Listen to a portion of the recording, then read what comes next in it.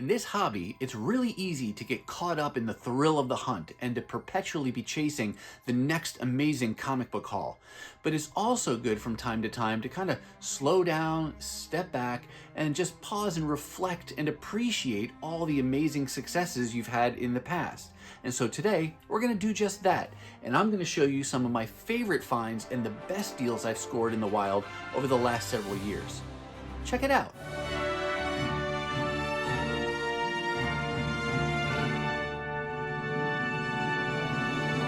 Hey everyone, and welcome to my channel. My name's Chris, and this is Northgarden Comics. Today's video is a little bit different, kind of fun, and I totally get no credit for it at all. Recently, I was watching a video over on Patriot Comics channel where Matt put up a short box of books that were highlights for him of the best things that he's found and the favorite things that he's found over the last few years of comic book hunting. And it got me thinking that it's very easy for me to get caught up in the thrill of the hunt and what's going to be the next sale, the next convention, the next opportunity for me to find great books at, amazing prices. And it's good to kind of pause every now and again and not worry about what's coming next, but to look back and kind of reflect and appreciate some of the successes or that in my case that I've had in the past. And so today we're going to do just that. Total credit for this idea to Matt. It was only because of watching his video that I thought it would be cool for me to make a video like this. I will put a link to his channel down below and maybe up here in the top so you can click over and check out his channel. Definitely encourage you to do so. He finds some amazing deals in the wild, whether it's at dollar sales or flea markets or buying collections. He also collects a variety of toys, and it's totally a walk down memory lane for 80s and 90s kids. So definitely check out his channel for yourself. As for me, if you're newer to my channel, the way I typically build out my back issue collection is through the dollar bins. That's my favorite way to buy back issues. I occasionally, but rarely, will pay up for a back issue. I'd much rather wait and see if I can find it in a dollar bin, maybe $2 if I'm feeling really sporty, but I don't like to pay up for those books. Sometimes that means I miss out on books because the only way you're going to get it is by paying up. And like I said, on those rare occasions, there are times where I've really wanted to complete a run or complete a story, and so I've paid up for a book. But most of the time, I'll wait and pick from what I find in the dollar bins, whether that's at dollar bins that are at a local shop that has them on a regular basis in my area, or maybe it's a local comic show or a small convention, or maybe it's a garage sale or a vintage shop. But basically, wherever I can find comic books at a good deal, I like to hunt for comic books. And if you are diligent and put in the work and exhibit a great amount of patience sometimes, you'd be surprised with how many really cool things you can find at really cheap prices. And so today I'm going to show you some of my highlights over the last several years, and some of them are going to be keys, some of them are just going to be fun finds that I've picked up to, complete runs or build out things that I've been looking for in my own collection, and a few of them even represent pivotal moments in my own comic collecting story where they impacted not only how but what I collected or added to my wish list to be hunting for in the wild. In just a minute, going to turn the camera around and we'll get to those books. But first, let me say, if you like this kind of content, please take just a minute, hit that like, hit that subscribe, and ring that bell for notifications so that you'll know the next time I upload a video. Now, let's go ahead and get to these highlights from my past hauls. All right, here's the box of books that I'm going to show you today. I will say I'm not going to go into painstaking detail on every one of these books. This is more just to run through these and show you some of the books that are highlights for me from the last several years. But I will say a little bit of background before we look at these first few books here. I started collecting comic books in 1987. I was in high school, so I was actually a little bit older than a lot of people who get into comics as, maybe like earlier than 10 years old. So I was a little bit older, started in the late 80s, and my collection or my collecting focused primarily around Transformers in the Marvel days, because that was my favorite thing in collecting, whether it was the toys, the shows, or the comic books, but then also the X-Men. And So I was buying a lot of Transformers and a lot of X-Men related books through the mid-90s. And then I dropped off collecting for several years until Transformers picked up again in the early 2000s over a Dreamwave. And going forward for the next 10 years or so, I was just collecting Transformers again when I moved over to IDW and went hardcore into that. I didn't start collecting X-Men again, or any other title for that matter, until about 2014. And then shortly after that, sometime mid to late 2015, I had one of those occasions that caused me to really think about, and it impacted how I collected and what I collected going forward. And that's where these first few books come from. My brother-in-law gave me his childhood comic collection. It was amazing. He had about 400 comic books. He is a couple years older than me and started collecting a little bit before me. So you'll see some of the really cool books that he had in his collection, things that I never would have collected otherwise. And I guess I'll start showing you as I tell his story. Where you've got like a Todd McFarlane, Amazing Spider-Man 328. I was never a big Spider-Man collector. It just, in some ways, just feels a little too intimidating. There's so many things to collect, but I've always loved Todd McFarlane's art, and this was one of the books that he gave me. And we've got the Amazing Spider-Man Annual, where Peter Parker and MJ get married, and he had this book as well as the direct edition. So you can see the direct edition has Peter Parker and MJ. The newsstand has Spidey and MJ, so that was pretty cool. But I added books like this to my collection that otherwise I wouldn't have even been looking for, but now that I have them, of course, I'm really appreciative to have them in my collection. He also helped build out things that I had already started collecting way back when they came out. For example, Infinity Gauntlet. He had a copy of Infinity Gauntlet #1.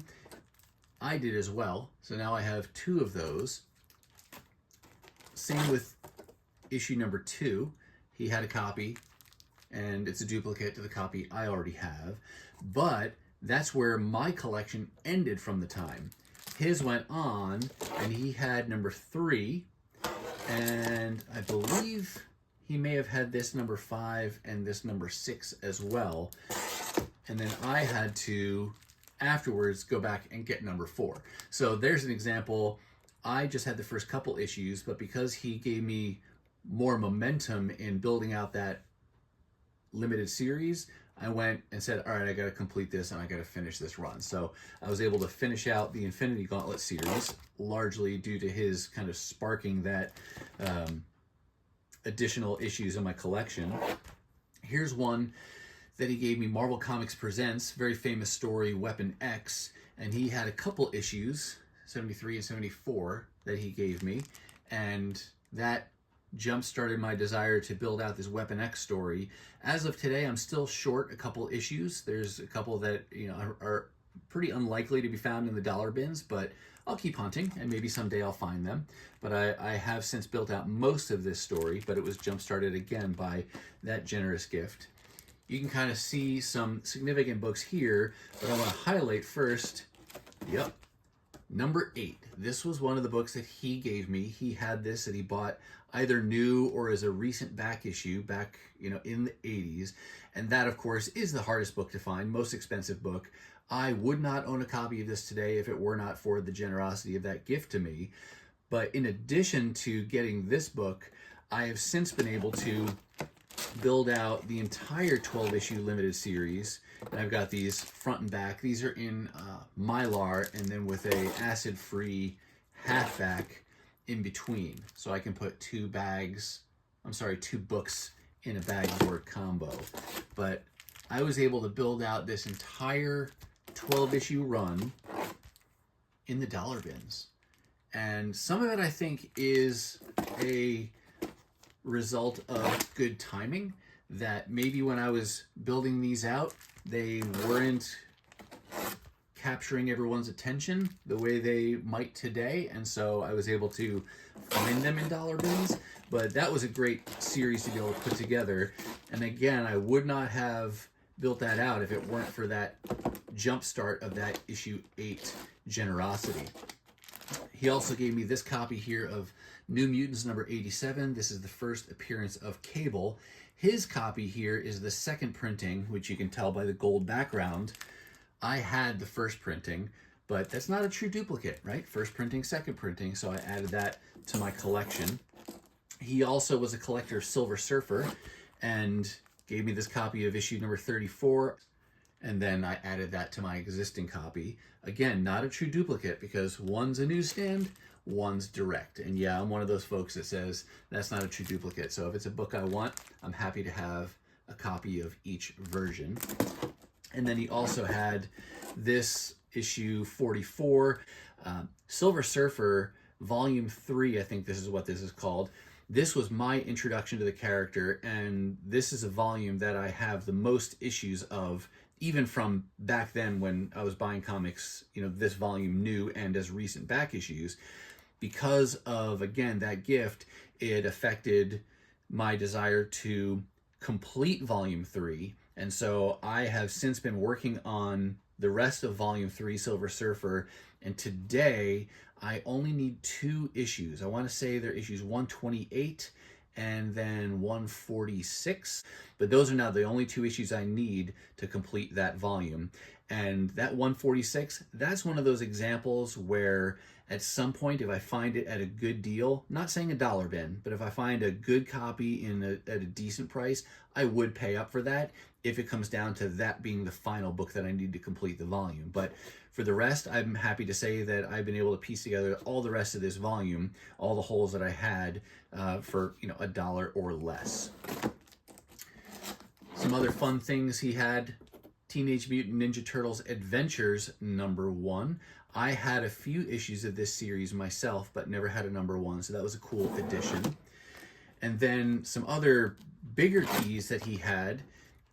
You saw the Secret Wars #8. Here's a Gambit first appearance or cameo, depending on how you side in that that debate. Or no, the annual gets called a cameo, right? And then this one gets called first full appearance. I don't know, but this is the cooler cover, I think. But he had a copy of that, which I added to my own copy because I have a copy that I bought new. And for me, as a collector, most of the keys that I have in my collection, the bigger keys like this, say for the 80s, 90s, I have because I was lucky and bought them new. And by lucky, I mean I happen to like the things that eventually would go on to become big keys. That's the only way I have some of those books, not because I'm spending tens or hundreds of dollars on them. So really happy to have gotten an additional copy of that. And I believe mine's a direct and his is a newsstand. So again, not a duplicate. Some other cool things that he had that were from the Uncanny XMen that I love so much. And his generosity here kind of sparked me to say, hey, I want to build out my whole run of Uncanny XMen. And so after this, it really got me moving to build out my run. You know, I started maybe saying I want to get up to issue 350 from where I was, and then it went up all the way to 544. And so today where I sit with Uncanny XMen is I have a continuous run that starts at issue 143. So just after Days of Future Past, all the way through to 544. The books before that, I don't expect to find in the dollar bins. If I find them cheap because they're really beat up at some point down the road, great, I'll do that, but I'm not in an aggressive hurry to go adding those lower number issues to my collection. I'll be happy to get those in, you know, collected editions like Omnibus and things like that. And I've read them, so I don't need it strictly for reading purposes, but that's kind of some of the Uncannies. Here's another key that he had in his collection that I got. The only way I have this is because of that gift of that #1. Don't have issues 2, 3, or 4, but cool to have that #1. And then he also had, here's a decent key, not major, but first appearance of Apocalypse in X Factor 6. This was also a duplicate, so I had a copy of this, and now I just am lucky enough to have 2 of those. So those are the books that my brother-in-law gave me. Now we're on to things that I actually paid for in my hunts. This is a limited series. DC, I don't collect a lot of DC. Kingdom Come, painted by Alex Ross and written by Mark Waid. 4 volumes, square bound, and I was able to pick this up at a really good deal. Got all 4 issues of this. What made this significant for me in addition to just getting the story, when I opened issue 2, it appears, and I don't have any reason to doubt the authenticity of it, but in issue 2 on the inside cover, there's a signature that looks like Mark Waid and another one that looks like Alex Ross. So that would be really cool to have signed copies of issue number 2 on this as well. But that was just a fun, cheap pickup. I think I got those maybe at most for cover price.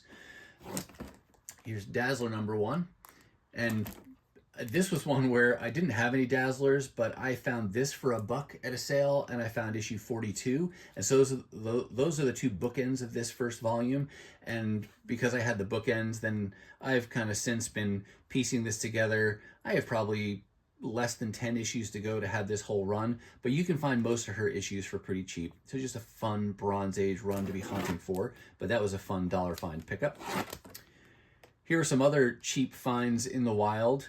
This one, issue 200, has been getting renewed attention of late because of the X-Men 97 series and Magneto wearing that type of costume and even showing that pose when he gets arrested in, is that episode 2 that he does that? But that was a cool one to find. Here's one that I didn't even realize had become a key until, probably in the last, I don't know when it became a key, maybe in the last few years it got more attention.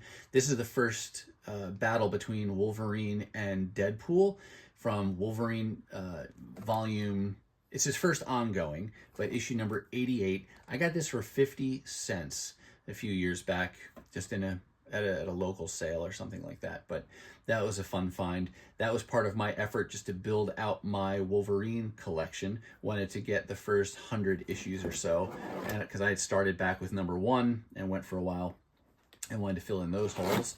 Some more Uncanny XMens. There's several of these issues. I got lucky with a lot of the Uncanny X-Men that many of the issues that I wanted to build out, I was able to find for $1 or less a piece. I think that would be harder to do today just because overall I feel like we've seen prices go up on those, so more likely you could find them for $2 or $3. But again, you just never know what you could find in the dollar bins if you're patient and willing to just keep hunting to look for those deals. Here we've got some sensational SheHulk. This is a title, I would love to have all of it, but I'm not in any hurry. I'll just wait and pick these up as I find them. This is what got me started. I found the first 5 issues of this John Byrne run at a local shop here a few years back, and these first 5 issues were 25 cents a piece. That was a great find. So still, I don't have too many more issues beyond that because, again, even here to build out this run, you're looking at a few dollars a pop. But I'll be patient. I'll wait. If I can find more down the road for cheap, I will. Similarly, here's another Bronze Age title that I've been working on for several years now. I don't have all of it. I start here with issue number 2, but I think of this entire volume, it might be 5 or 6 issues at most, including number 1 and 25, is all I need to complete this first volume of SheHulk, or the Savage SheHulk. It's a fun Bronze Age title to be hunting for. Most of these issues in this volume I got in dollar bins or for $1 at local conventions or sales, or shows I should say. One of them I think I paid $2 or $3 for. It may have been that number 2. And a few of them I got for even less than $1. So again, if you're patient and keep looking, sometimes you get really lucky with what you find. So you saw there was a jump there from issue 13 to 17, and then issues 1 and 25 are the only holes I have to fill out this run. Do I expect to find issue number 1 or maybe even 25 in a dollar bin? Probably not, but that's okay. The goal, if it ever becomes something I really want to complete this run, then I'll start looking for reasonably priced copies of those. But for now, I just love having the ones that I have for just $1 a piece in most cases. Here's another run I'll show you that was a really just lucky find. I loved the Thundercats as a kid. I watched this cartoon all the time. I'm excited that Dynamite is doing a volume of Thundercats again, so I'll be collecting that new each month. But Thundercats originally had their comics start in Marvel under this Star Comics banner, and I was at a Half Price Books a ways back and found 20, I believe it was, of the 24 issue volume. Oops, let's get out of order. Sorry there. 20 of the 24 issues of Thundercats, again for 25 cents a piece. So that was just crazy. No number one, of course, that's the most valuable one. But just a fun cartoon-based book from something I really liked in childhood. And if I hadn't found them for a quarter, I would never have even been hunting for these. It's just the kind of thing where I picked them up because I found them at that great price. So, fun to be able to have these. Look back at them. Fun finds, fun finds. And Thundercats, because I found this run, Thundercats did go on to have some more modern runs, like limited series and things. What was that, through Wildstorm? I think it was. And I've been trying to piece that together. I've got a few holes there, but I've got most of those issues as well. Again, as a result of finding these originally. So that was a fun run to find. Here we've got Wolverine number 8. This is a pretty decent key these days. Again, I think this was the luck of timing. Found this at a garage sale a few years back when I was, again, trying to build out those first 100 issues of this volume. Found this for $1. So that was a great find. And it's got some spine ticks, but I didn't get it because I'm ever going to have it graded or anything. I got it to be able to complete my run because I had most of these lower numbered issues, but had been missing number 8 for whatever reason. We got G.I. Joe, another nostalgic title for me. These lower numbers are typically pretty expensive. I pick them up when I can find them for cheap. I had found, I want to say this copy here of number 2, which is dirtier here, and it's got more damage on the spine and things like that. Found that in a dollar bin first, but then of course keep your eyes peeled. And this is an upgraded copy. It's, you know, cleaner looking and things like that. Also the second printing, but again, just for $1. So that was a nice little find. And I'll do that typically if I find low or mid-grade copies of books for cheap. I'll buy them as a placeholder, and then if I can ever upgrade, great. But as the saying go, low grade is better than no grade. So that's just a fun little addition. And I've said this before too, you put even a low grade book in Mylar and it gets real pretty real fast. So don't sell yourself short, or, you know, pass by those low grade copies if it's really cheap, because you might be very happy with that. Some more Uncanny XMen things I found, like dollar bins. Here's a Darkhawk number 1 for you 90s fans. This was a $1 find at a vintage shop. I'm not collecting that ongoing. I think I had 1 or 2 issues that I bought new back in the 90s, but never had that issue number 1. Found that for $1.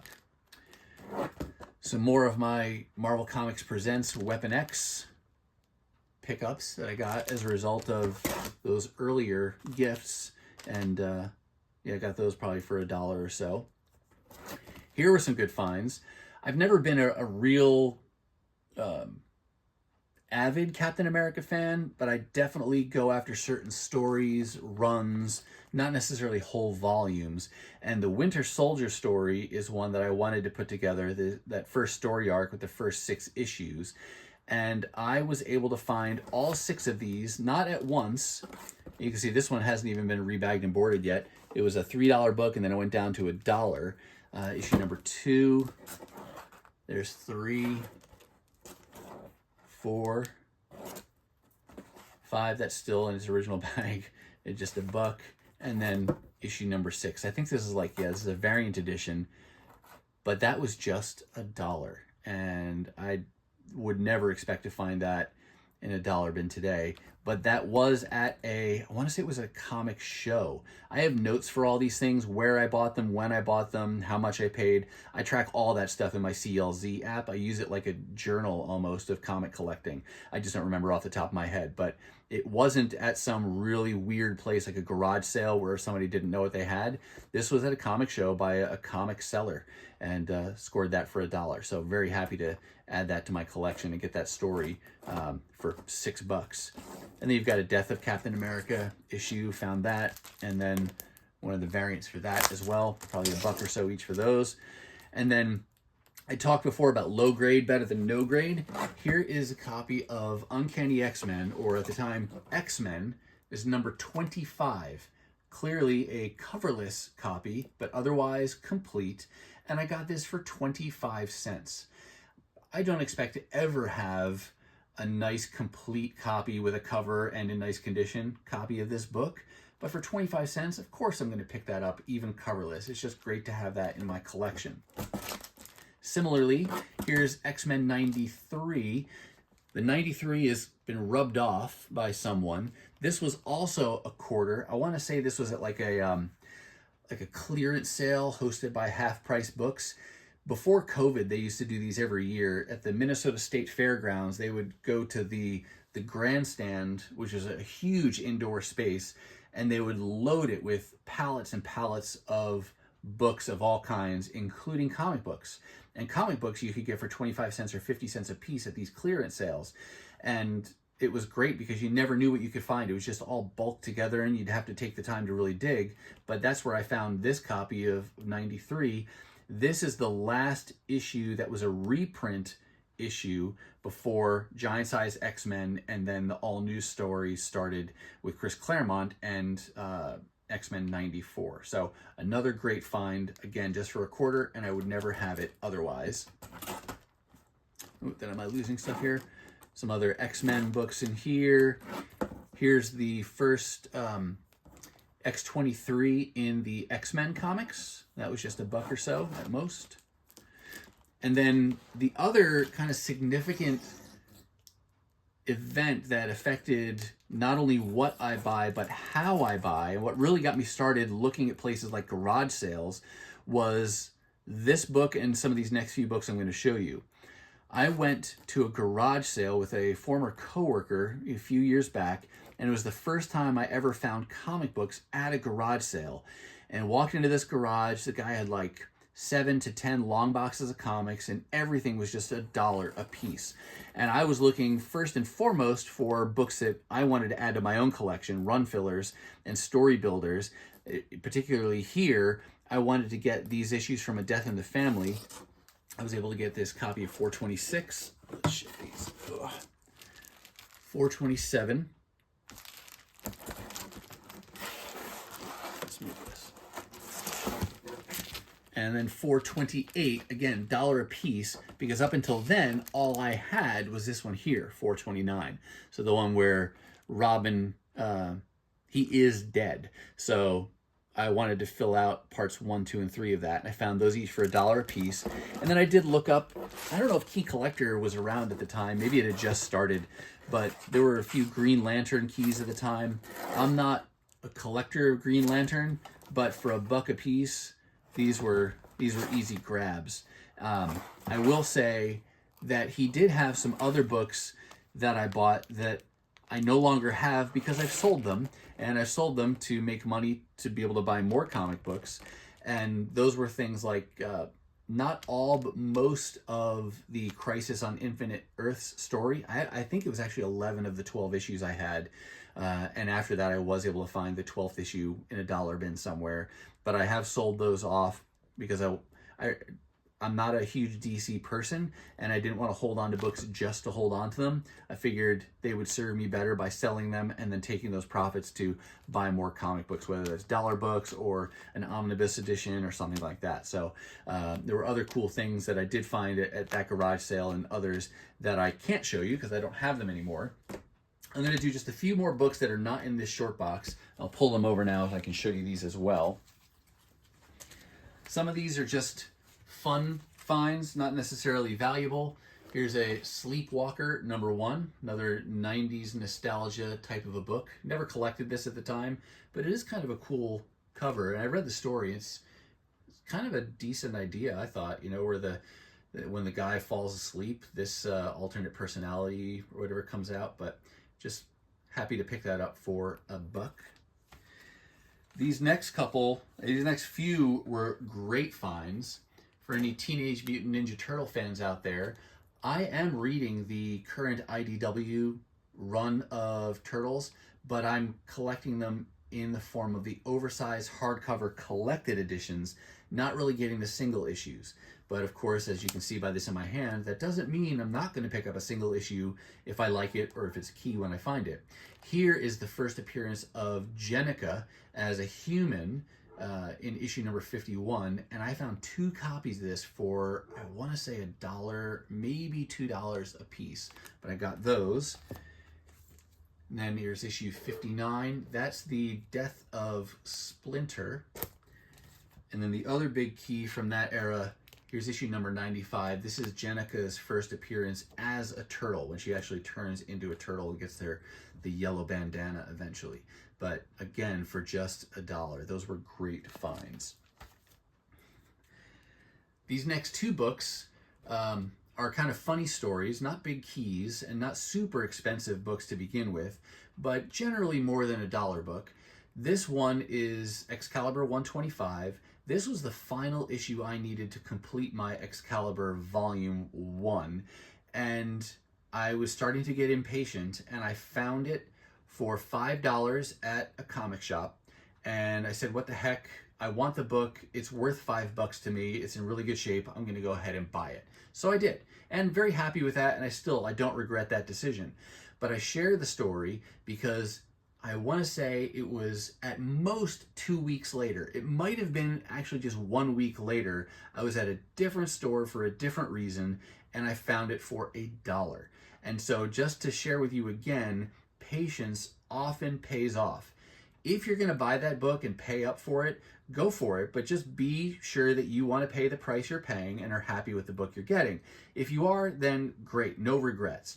But don't be hasty if you can wait, because you might just find it down the road. So, you kind of hunt and learn. Sometimes you'll see that book, but you know what? You may never see that book in $1 bin. So maybe it's worth it to pay up a little bit now. So, just gotta be comfortable with what you're paying and when. But that was just kind of a funny example of finding it for $1 after I spent a whopping $5 on it the week before. And then the other one, similar, here's X Factor number 24. I spent a little bit more on a copy of this a few years back. Again, it was the last issue I needed to complete my X Factor Volume 1 run, and so I was willing to pay up a little bit. I think I paid a little bit more than $10 for my copy. But just recently, I found this copy here in $1 bin. Yeah, in $1 bin. Couldn't believe it. Nothing wrong with it. I mean, it's not in the highest grade condition here, but it's not like it's got the back cover missing or it's torn or it's missing pages or anything. It's complete, and it's a mid-grade copy solidly, and I haven't done anything to it. So it just, again, shows you never know what you can find in the $1 bins. Some other fun finds that I got for like $1. Here we got some Gru. I was never into Gru, but I like picking up a number 1. And then at the same time, I picked up some of this Gru. It went for like 120 issues, and some of the last few issues are lower print runs from that series. And so I went ahead and grabbed these. Again, these may have been $1. They may have just been 50 cents at a comic shop during a sale.